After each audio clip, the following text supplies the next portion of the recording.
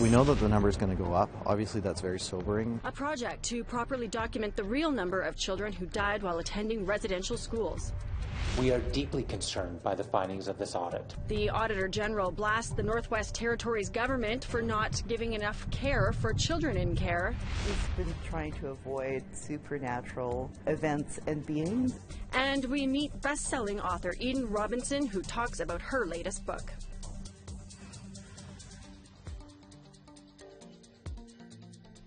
Good evening. Welcome to APTN National News. I'm Melissa Ridgen. Ottawa area supporters of Muskrat Falls gathered today on Parliament Hill just a few months after they attempted to enter the building, which resulted in several arrests. As Todd Lamoran reports, the event came with a Halloween theme.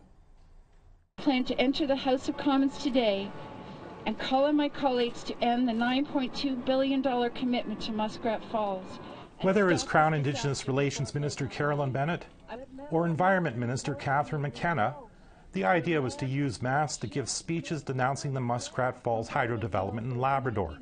Tricia Bassinet played Labrador MP Yvonne Jones. I have silently and shamefully supported the policy of this government as they have rammed through massive mega projects like Muskrat Falls. Pretending to be MPs who've come to their senses and who are apologizing for supporting a project that is going to be part of a genocide, really, a cultural genocide, but also going to poison the lives of people. Last May, the Ontario Muskrat Solidarity Coalition gave out bottles of water from Muskrat Falls and tried to enter the House, resulting in 15 arrests. This year, barricades blocked the way. A group of about 15 did march through the blockade to be met by security at the top of the steps, where they were escorted to a tent and given a warning.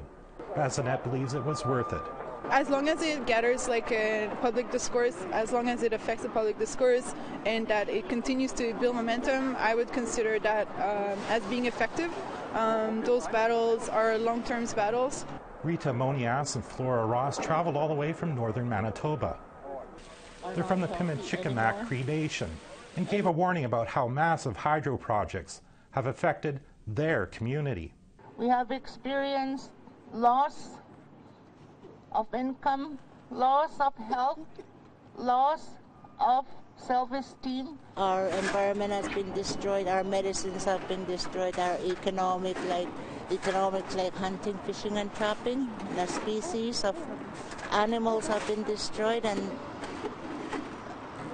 our lives have been turned upside down by a hydro development project. Monias believes traveling all the way to Ottawa will help Labrador land protectors. Yes, it was worth it, because some other people heard from us. The people who experience the devastation of hydro developments. Those who were given a violation were escorted off Parliament grounds and banned from there for 30 days. Todd Lamoran, APTN National News, Ottawa. And to Iqaluit now, where there is fallout from the forced resignation of the housing minister last week. Today, the MLAs are voting on whether to censure the government for how they handled that resignation. Joining us now from the Nunavut Legislative Assembly is our Kent Driscoll. Kent, what happened today at the Assembly? Thank you. And today at the Nunavut Legislative Assembly, a group of regular members, that's basically the opposition in Nunavut's consensus system, put forward a motion to officially censure Nunavut's Executive Council. That's the Assembly's cabinet. Now, the Assembly has been mired in controversy this term. First, the members stripped Paul Quassa of the premiership, and then last week, Housing Minister Pat Angnakak was forced to resign over allegedly reading confidential cabinet documents into the record here at the Assembly. Now, when she resigned, she lambasted the Premier and the Cabinet for lack of support. Now, today, the censure motion was made by Rankin Inlet MLA Kathy Tautungi. She says she doesn't accept Angnakak's removal, calling it a double standard. Now, months earlier, you see, Education Minister David Johannesy, his department leaked a confidential note to a Nunavut Land Claims organization. And the double standard that they're alleging is, why was David not censured, but Pat Angnakak was forced to leave cabinet? Now, Angnakak spoke to the motion today, the censure motion that was made. defending her decision to share that answer last week and adding that she was looking forward to seeing if the Premier will, quote, look in the mirror and acknowledge his own shortcomings in the file. Now, Premier Savikata also spoke, saying there was no double standard, as a staff leak is not the same as reading out confidential information. Joanna C. also stood up and said that the staff member responsible for the leak is no longer with the department. By the end of the day, they did have a vote here, and by a vote of 13-6 with one exemption, Cabinet was censured by the regular members of the Assembly. Now, as far as meaning goes, it's more of a symbolic gesture than anything, but one thing is certain, that the regular members are becoming less and less confident with what the government is trying to do here in Iqaluit. Back to you in Winnipeg. Something we'll be following. We want to hear what you think, and here's how you can continue the conversation. You can send your emails to news@aptn.ca. Find us online at aptnnews.ca and on youtube.com/APTN. You can also follow APTN News on our Facebook, Twitter, and Instagram for more Indigenous news. A couple of weeks ago, we told you about two First Nations candidates in Timmins, Ontario. Both were hoping to bring a fresh face and change of pace to City Council. Here's Annette Francis with how they fared. Kristen Murray threw her hat in the municipal race for council 2 months ago, and after a long campaign, it was a victory. As the polls were dropping, because you could see them, there was 13 polls total, and initially I was always in the top 2. So I wasn't sure if I was going to stay there. So it kind of, I was excited, but didn't want to get my hopes up. And then as the 8th poll dropped, I noticed I was in first place. And then as the 13th one went in, I was like, oh my gosh, I topped the polls and I got in, and it was very exciting. Murray, who is from Chapleau Cree First Nation, led the polls for councillor of Ward 5. She joined the race because of incidents involving the Timmins Police Service, which resulted in the deaths of 2 Indigenous people. I think I'm hoping to accomplish a more connected community. I think that there's so much diversity within our city, and that hasn't been something we focused on, really an engaged community. So that's obviously my #1 goal, and it has been throughout my entire campaign and my platform. Contender Corey Robbins, whose family is from Kashechewan First Nation, ran a close race, but in the end, he fell short. Well, we watched each poll come in, and at first I was losing for a bit, and then I was winning by like 5 votes as half of them came in. And then we sat there for probably 20 minutes, and then that last poll came in, and I was down by 2 points. Robbins has asked for a recount. Well, we're going to be looking at the rejected ballots just to make sure that they were properly rejected. And then if there was a rejected ballot that was improperly rejected, then we can put that back in. And then we can also ensure that as we put them through the machines, there was no fouling and no bind-ups. With a margin of error of 2 votes, it's just best to make sure that there was no errors anywhere, in the machine or human. The recount for Robin will take place Tuesday at the Timmins Council Chambers. As for Murray, she will take over her new position in December. Annette Francis, APTN National News. In other municipal election news, Chetwynd, British Columbia, has the province's first Indigenous mayor. Alan Coutray is the second Indigenous mayor to be elected into office in Canada. He's originally from Driftpile, Alberta, and has worked with the Aboriginal Friendship Centre and at the local mill.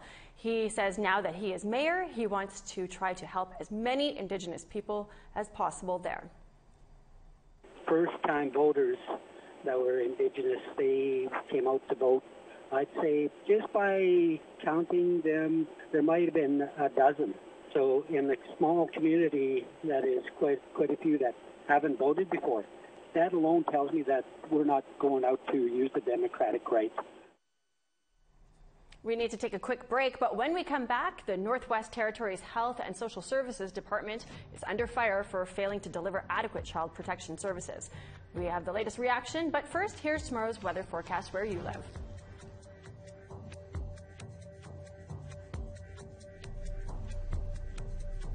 Starting off on the east coast, we've got 15 in Cloud and St. John's, 12 in Halifax, -6 in Inukjuak, -1 and sunny in Kuujjuaq. Val-d'Or is in at 3 and rain. Montreal sunny and 5. Quebec City's got some sunshine and cloud and 5 too. Windsor is 15. Toronto 11 and Ottawa 5. Sunshine down there.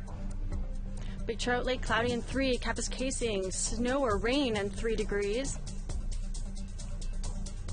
Churchill is in at -3 and sunny. Cloud everywhere else and rain. Pucktawagan is -4. Lots of 5s for southern Manitoba, Barons River, Princess Harbour, Gimli, and sunshine in those communities. Mix of sun and cloud and 5 in Saskatoon and North Battleford, 6 and rain in Regina. Stony Rapids is in at rain and -6, and Uranium City, rain or snow and -2, and 4 in Meadow Lake with some sunshine.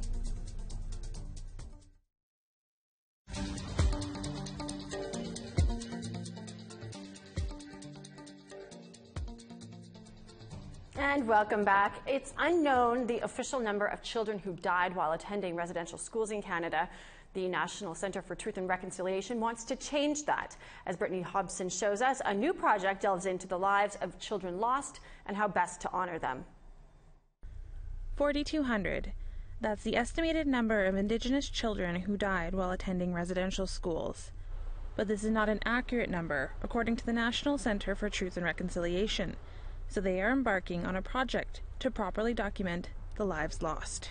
We know that the number is going to go up. Obviously, that's very sobering. That's very concerning, because what we're doing in this is trying to fully account for, fully remember, fully honor those children that never returned. Ryan Moran and his team at the Centre are developing a memorial register. This work is answering number 72 of the Truth and Reconciliation's calls to action. It's the start of the conversation. It's really important that we're seeing action actually occur on these calls to action.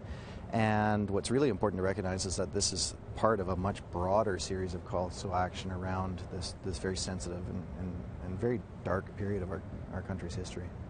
The Centre has dug through 160 years of documentation. But this is only the beginning.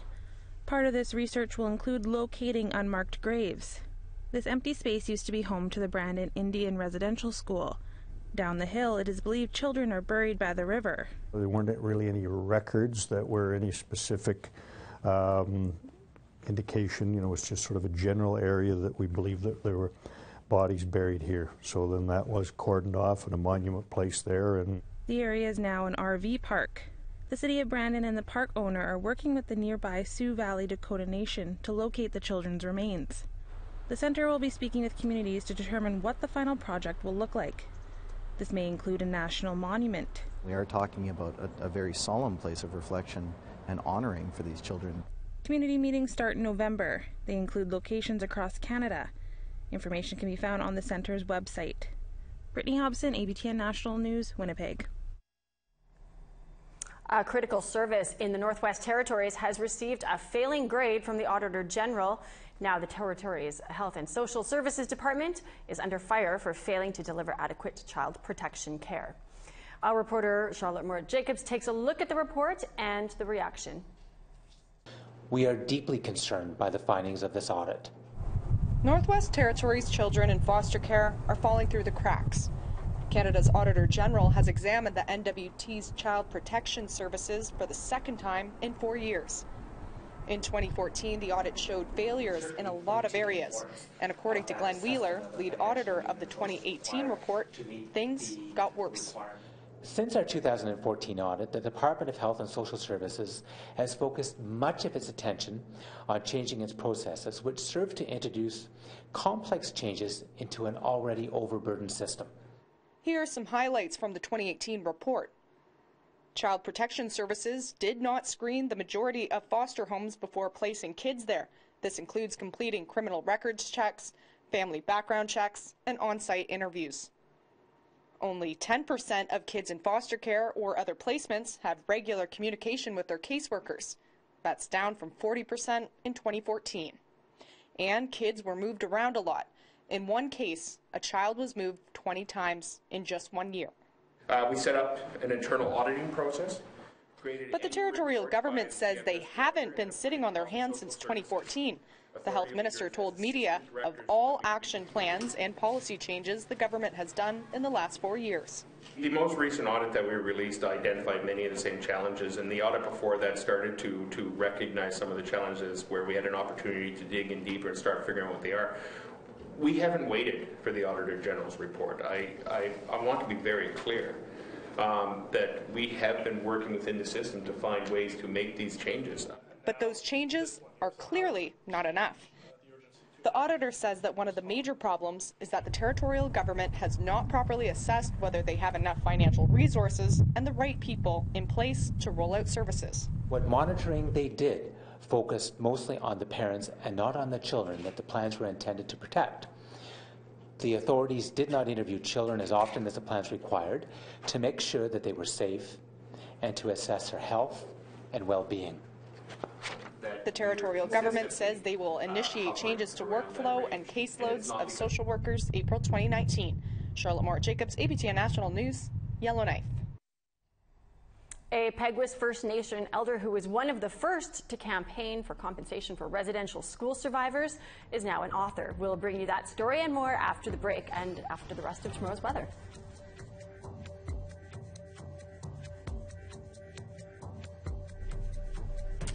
To northern Alberta, we've got zeros for Fort Chip and high level, snow in Fort Chip and some sunshine in the other one. 10 in Edmonton and Calgary in sunshine. 10 in Medicine Hat and sunny too. Kamloops is sunshine and 12. Lots of 11s further south. Tofino, Vancouver, and Penticton and cloud down there. Sandspit's 10 and cloudy. 0 up in Fort Nelson with a little bit of sunshine. -9 in Old Crow. -12 in Rock River with snow both places. 0 in Whitehorse. 7 in snow in Norman Wells. Snowing in Fort Simpson too. Tuck is in at -9 in snow in Nuvik. Snow -8. -13 in Cambridge Bay, -4 in Repulse Bay and snowing there, 0s for Chesterfield, Whale Cove, and Arviat. Nice and sunny in Arctic Bay and -16, Pangertung's -8, and Iqaluit also sunny and -10.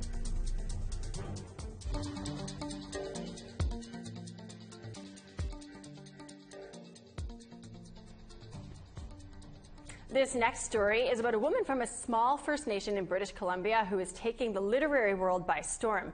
APTN's Tina House has this. Anyone who's ever met Eden Robinson knows she has a distinct and memorable laugh. He's the son of a trickster. But more importantly, she's also well known as a best-selling Indigenous author.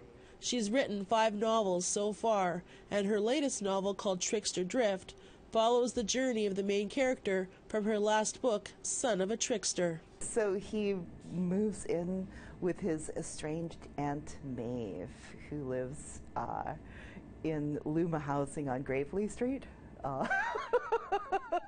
And then he's been trying to avoid supernatural events and beings. Born and raised in Haisla First Nation territory, just outside of Kitimat, BC, her early influences were Stephen King and Edgar Allan Poe. But before deciding to become an author, she says she had another dream, to become an astronaut. When I was in grade 10, I took a look at the requirements for being an astronaut, and you had to be at least 5'3". So that dream was crushed. And lucky for us, she chose to be an author. She is the recipient of the Ethel Wilson Fiction Prize in 2001, the Writers' Trust Engel Finley Award in 2016, and she was nominated for the Giller Prize, Governor General's Literary Award for English Language Fiction in 2017. Her book, Monkey Beach, was adapted into a screenplay, and award-winning filmmaker Loretta Todd has just completed shooting the film. Eden got to visit them on set recently. Grace Dove, who's playing Lisa Marie, she was having a very tender moment with a mama'o, and they were both knocking it out of the park. Robinson has some advice for those wanting to become an author. When you're starting out, the most important thing you can do is read. And when you find a book that you adore, reading it as many times as you can, and then taking apart the things that you love about it. The sounds of traffic and the crowds, turning everything into song. Trickster Drift is available at bookstores as well as online. Tina House, APTN National News, Vancouver. An elder from Peguis First Nation is known around the community for his advocacy for residential school survivors, and he's one of the first to campaign for compensation for residential school survivors. Now you can add author to his list of accomplishments. Ashley Branson brings us this. This is going to be the cover of my book. Since 2015, Ray Mason has been writing an autobiography called Spirit of the Grassroots People. After 3 years, it's nearly complete. He's proud to show and explain the cover of his book. This elder is explaining to this young boy, you know, if you ever have to run away again, don't follow the railroad tracks. Go by the Big Dipper, you know. Go by the Big Dipper, and you're facing north. That way you'll never get lost. Mason points out the grass in the painting is blowing in the wind. That's the spirit, our spirit, the survivor's spirit. In the book, he takes the reader on a journey through his life. He opens up about his horrific experience in residential schools. Mason remembers a punishment he received when he got caught trying to escape. I was tied in my bed like this, like, you know, in the star, you know, form. And my clothes were taken off, and I just whang, bang, you know. And the pain got to a point where I didn't feel it. It was just warm. Even through the dark times, he created uplifting moments. He talks about the time when he founded an organization called Spirit Wind in 1986. I used to meet 4 other schoolmates, and we used to reminisce and talk about our experiences in residential school. And then we start talking about, you know, about going after Canada, making them, accountable for their black eye in the history of the world. That's when his fight for residential school survivors to receive compensation for what they went through began. It's taken Mason over 30 years for his voice to be heard, but the fight isn't over. As he continues to fight for all-day school survivors to be compensated. I feel that once we've made a deal with Canada, I feel that my mission is complete. It's over. Spirit Wind has completed our mission. Spirit of the Grassroots People will be published by Queen's University Printers. Mason and Queen's University are unsure of the final publishing date, but are certain the book will be available for purchase within the year. The elder imagines the day when he'll get to hold his finished autobiography. I'm probably so overwhelmed. You know, I finally did it, you know. Here's the truth. Here's the truth. Read it. Ashley Branson, APTN National News, Peguis First Nation. Well, that's all the time that we have tonight, but you can always find more news on our website, aptnnews.ca. I'm Melissa Ridgen. You have a great night.